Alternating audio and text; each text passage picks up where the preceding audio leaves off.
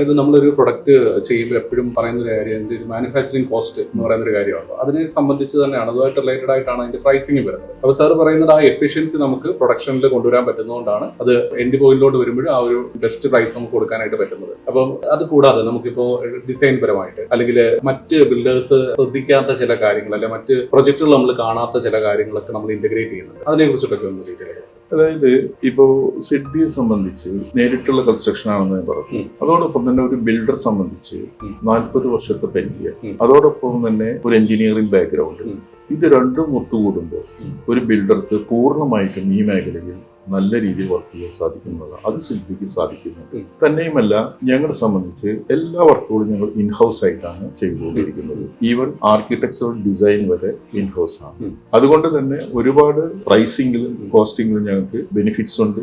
ആ ബെനിഫിറ്റ്സിന്റെ ചെറിയ ശതമാനമാണ് ഞങ്ങൾ കസ്റ്റമേഴ്സിന് ഷെയർ ചെയ്യുന്നത്.